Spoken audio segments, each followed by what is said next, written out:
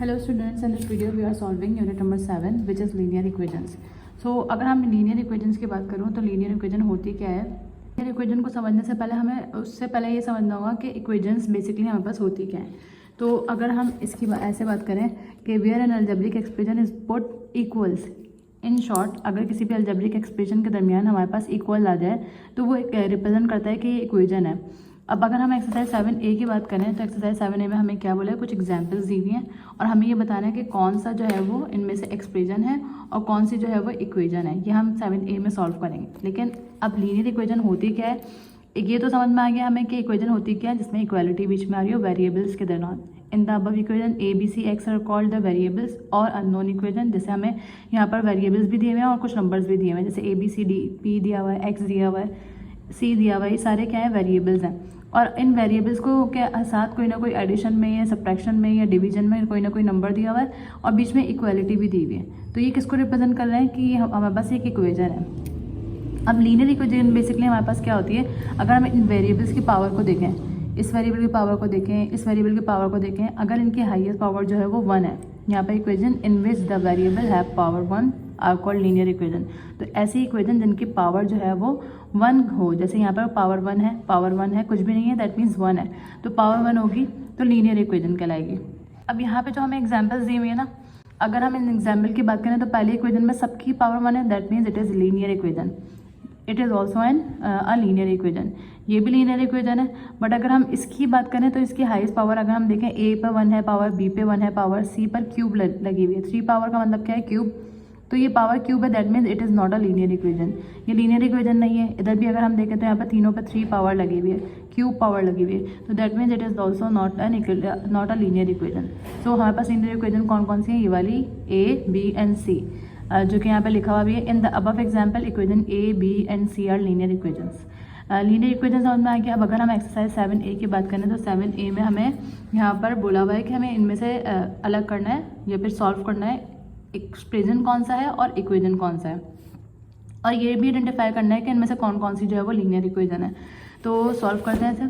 सबसे पहले अगर हम बात करें कि 9 + t, दैट मीन्स यहाँ पे कोई भी इक्वालिटी नहीं आ रही, कोई इक्वालिटी नहीं आ रही, that means it is an expression. ये क्या है, एक्सप्रेशन है। हम यहाँ पे क्या लिख देंगे, एक्सप्रेशन। सेकंड की बात करें, यहाँ पर इक्वालिटी आ रही है, तो दैट मीन्स जहाँ पर इक्वालिटी आ जाएगी, हम ये पढ़कर आ चुके हैं, वो इक्वेशन होगा, एक्सप्रेशन नहीं होगा। नंबर 3 की अगर हम बात करें तो ये भी क्या है, इक्वेशन है, क्योंकि क्या लगा हुआ है यहाँ पर शॉर्ट फॉर्म में इक्वेशन हम इस तरह लिख देते हैं, इक्वल लगा हुआ है, that means it is also an equation. यहाँ पर कोई प्लस आ रहा है, मल्टीप्लाई आ रहा है, बट नॉट इक्वल्स, इक्वल आ ही नहीं रहा, तो यहाँ ये क्या है, एक्सप्रेशन है। This is also an expression, क्योंकि इक्वालिटी नहीं है। ये भी एक्सप्रेशन है क्योंकि इक्वालिटी नहीं है। इधर इक्वेशन इक्वालिटी आ रहा है, दैट मीन्स ये क्या है, इक्वेशन है। इसके बाद ये इधर कोई इक्वालिटी नहीं है, दैट मीन्स ये क्या है, एक्सप्रेशन। इसके बाद इसमें इक्वालिटी आ रही है, तो ये क्या है, इक्वेशन। अब इसी के आगे हमें क्या बोला था कि also classify the identify the linear equation. इनमें से हमें जो इक्वेशन है, इक्वेशन कौन कौन सी, ये है, ये है, ये है और ये 2 हैं। इनमें से हमें ये भी आइडेंटिफाई करना है कि इनमें से कौन सी जो है वो लीनियर इक्वेशन है। तो अगर हम पहले इसकी बात करें तो ये इक्वेशन तो है, but it is not a linear equation. क्यों नहीं है, क्योंकि अगर हम y पे पावर देखें तो स्क्वायर है, तो ये लीनियर इक्वेशन नहीं है। इसके आगे हम कुछ नहीं लिखते। अगर हम इसकी बात करें, ये इक्वेशन है, तो ये क्या है, लीनियर इक्वेशन है, तो हम इधर क्या लिख देंगे, लीनियर इक्वेशन। इसके बाद अगर हम इसकी बात करें, इसकी e की पावर कुछ भी नहीं है, दैट मीन्स 1 है, तो it is also a linear equation. Again ये इक्वेशन है। इक्वेशन में अगर हम वेरिएबल की पावर देखें, हमें वेरिएबल की पावर देखनी होती है। वेरिएबल दैट में का मतलब क्या है कि a b c to z तक, ए से लेकर जितने भी जेड हैं वो सारे हमारे पास क्या होते हैं, जेड तक के जितने भी अल्फ़ाबेट्स हैं वो वेरिएबल होते हैं, हमें उसी की पावर चेक करनी होती है। तो अगर हम बी की पावर देखें तो बी की पावर कुछ भी नहीं है, दैट मीन्स 1, और पी की पावर भी क्या है, 1, that means it is a linear equation. Again अगर हम इसकी पावर देखें, एक्स है हमारे पास वेरिएबल, इधर भी एक्स है और इधर ए है, तो और सब पे पावर क्या है, कुछ भी नहीं, दैट मीन्स 1 पावर है, तो हम इसको क्या बोलेंगे, linear equation. So this is exercise 7 है। Now moving on to the exercise 7B। तो अगर हम एक्सरसाइज 7B की बात करें तो यहाँ पर हमें क्या बोले, solve the following equation. Solve the following equation का मतलब क्या है कि यहाँ पर हमें जितने भी अननोन नंबर्स दिए हुए होंगे, जैसे यहाँ पर फर्स्ट क्वेश्चन की बात करें तो फर्स्ट क्वेश्चन में हमें क्वेश्चन क्या दिया हुआ है 5t - 4 = 8.5। दैट मीन्स यहाँ पे अननोन वेरिएबल क्या है, t। तो हमें t की वैल्यू मालूम करनी है। तो इसको हम किस तरह से सॉल्व करेंगे। सबसे पहले हम जिसके साथ वेरिएबल होगा, यानी वेरिएबल वाली टर्म जो है वो हम इसको यहीं रहने देंगे, यानी कि 5t यहीं पर आएगा, 8.5 को यहीं पर रहने देंगे। जिसको हमने बिल्कुल अनटच रखना है, मतलब चेंज नहीं करना, इक्वालिटी से पहले नहीं लाना, इक्वालिटी के बाद नहीं लाना। तो 5t इक्वल से पहले था, इसको हमने यहीं रहने दिया। 8.5 इक्वल्स के बाद था, उसको हमने यहीं रहने दिया। जो चेंज होने वाली वैल्यू है वो क्या है, -4। हमें क्योंकि t की वैल्यू निकालनी है तो t के साथ जितनी भी टर्म होगी तो माइनस वाली है तो उधर जाके प्लस की हो जाएगी। अगर लेट सपोज ये प्लस में होती तो उधर जाके क्या हो जाती है, माइनस की हो जाती है। इन शॉर्ट हमें करना क्या है कि जो भी वैल्यू मालूम करनी है, जैसे t की वैल्यू मालूम करनी है तो उसके साथ जो भी नंबर्स होंगे उनको हम इक्वालिटी के अपोजिट साइड पर ले जाएंगे, राइट साइड पर ले जाएंगे। तो सबसे पहले -4 है, इधर आके क्या हो जाएगा, +4। 5t एज इट इज आया। 8.5 में जब हम 4 प्लस करेंगे तो ये क्या हो जाएगा, 12.5। रफ कॉलम बना लेंगे, 8.5 + 4, 8 + 4 12.5 ऐसे ही आ गया। 12.5 आ गया। t इधर ऐसे ही रहा, 12.5 इधर मल्टीप्लाई हो रहा है, इधर क्या हो जाएगा, आगे क्या हो जाएगा, डिवाइड।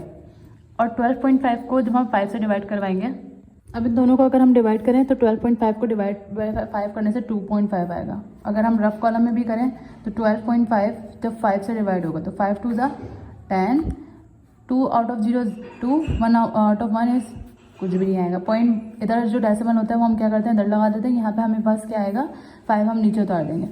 5 को 5 टाइम मल्टीप्लाई कराएंगे तो 5 5 से 25 और ये ख़त्म। तो हमारे पास आंसर क्या आ रहा है, 2.5।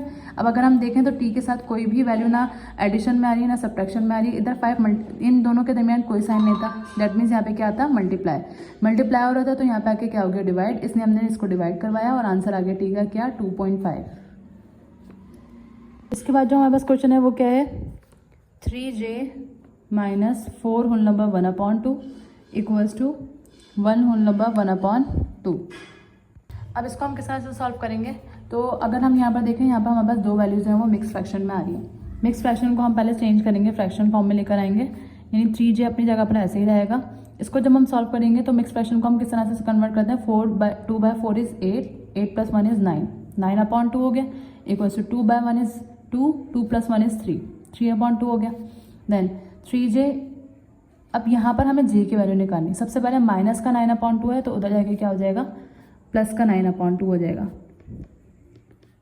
देन 3j ये ऐसे ही आया, इक्वल्स टू, अब हमने देखा डिनोमिनेटर सेम है तो हम एक बार लिख देंगे। जब डिनोमिनेटर सेम का हम एलसीएम लेते हैं तो ऊपर वाले जो दो नंबर होते हैं, यानी 3 + 9 है तो हम इसको 3 + 9 ही रहने देंगे।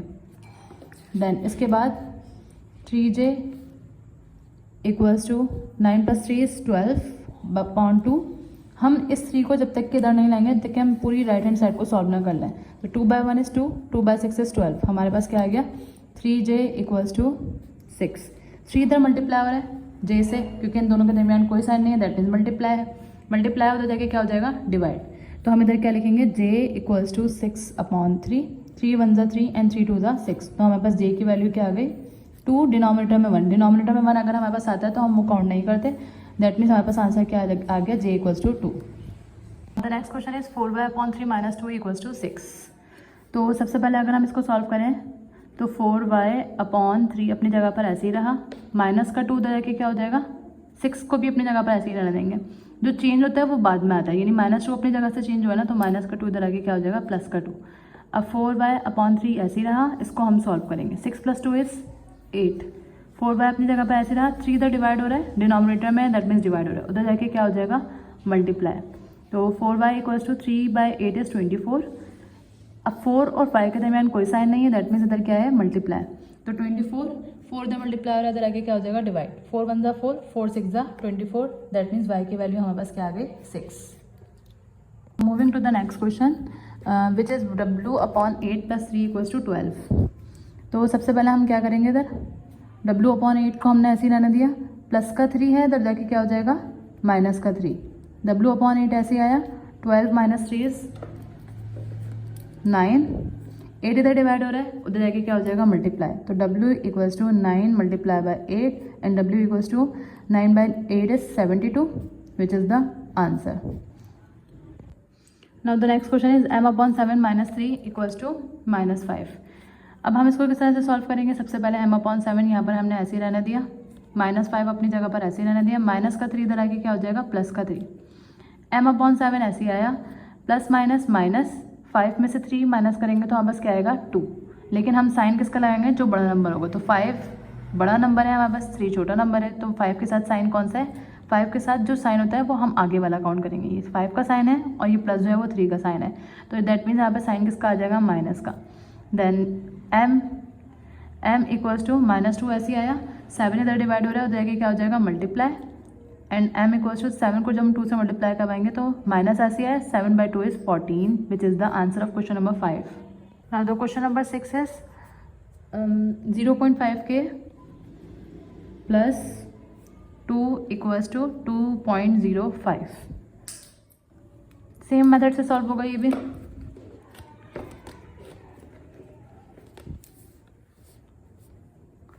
जीरो 0.5 के अपनी जगह पर ऐसे ही रहा. सबसे पहले 2.05 लिखेंगे इधर, प्लस का 2 इधर आके क्या हो जाएगा माइनस का 2. 0.5 के ऐसे ही आया, 2.05 में से जब हम 2 को माइनस करवाएंगे तो हमारे पास आ जाएगा 0.05. किस तरह से, अगर हम इसको रफ वर्क में सॉल्व करें तो 2.05 में से अगर हम 2 माइनस करवाएं तो 2 में से 2 गए. सबसे पहले अगर हम इसके नीचे देखें तो इसके नीचे कुछ भी नहीं है, तो 5 ऐसे ही आया, 0 ऐसे ही आया, डेसिमल ऐसे ही आ गया. 2 में से 2 माइनस करेंगे तो 0, यानी हमारे पास आंसर क्या आ रहा है 0.05.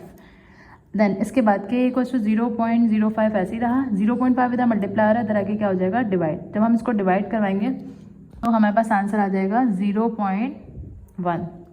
अच्छा, ये 0.1 किस तरह से आया ये भी हम सॉल्व कर लेते हैं. अगर हम देखें 0.05 है और इधर क्या है 0.5 है, तो पॉइंट हटाते हैं, पॉइंट के बाद 2 नंबर है, 2 0 आ गए, पॉइंट के बाद 1 नंबर था, 1 0 आ गया, फिर 1 0 से हमने 1 0 कैंसिल कर दिया तो ऊपर क्या बचा 5 और नीचे क्या बचा हमारे पास 50. 5 1 5, 5 10 50, यानी 1/10. और अगर 1/10 को डिवाइड करें 1 इधर आएगा अंदर, क्योंकि न्यूमरेटर हमेशा अंदर जाता है, और 10 बाय पॉइंट लगाएंगे 0, 10 1 10, तो हमारे पास आंसर क्या आ गया 0.1. दैट मीन्स के की वैल्यू जो आ रही है वो हमारे पास क्या आ रही है 0.1 आ रही है. Now the question number 7 is 5x/7 plus 4 equals to 3.5. ये भी डेसिमल वाला क्वेश्चन आ गया. हम कैलकुलेटर से भी इजीली सॉल्व कर सकते हैं इसको, सिंपल कैलकुलेटर से. अच्छा, 5x/7 ऐसे ही आया, प्लस का 4 है, हमने इक्वालिटी लगाई, 3.5 ऐसे लिखा, प्लस का 4 इधर आकर आ जाएगा माइनस का 4. देन 5x/7 ऐसे ही रहने देंगे. 3.5 में से जब हम 4 माइनस करेंगे तो हमारे पास -0.5 आएगा. 3.5 में से 4 माइनस कब आया, हमारे पास -0.5 क्यों, क्योंकि साइन बड़े नंबर का आता है और बड़ा नंबर इन दोनों में से कौन सा है 4, तो इसलिए हमने माइनस लगा दिया. अब 7 इधर डिवाइड हो रहा है, उधर आगे क्या हो जाएगा मल्टीप्लाई, यानी कि -0.5 से जब हम 7 को मल्टीप्लाई करवाएंगे तो ये इन दोनों को मल्टीप्लाई करने के बाद हमारे पास आंसर आएगा माइनस ऐसे आया और 3.5. अब 5 इधर मल्टीप्लाई रहा है, उधर जाके क्या हो जाएगा डिवाइड, तो -3.5 को हम क्या करेंगे 5 से डिवाइड करवा देंगे. और जब हम 3.5 को 5 से डिवाइड करवाएंगे तो हमारे पास आंसर आ जाएगा x is equals to minus ऐसे आया, इन दोनों को डिवाइड करवाने के बाद हमारे पास आंसर आएगा 0.7 विच is the answer of question number 7.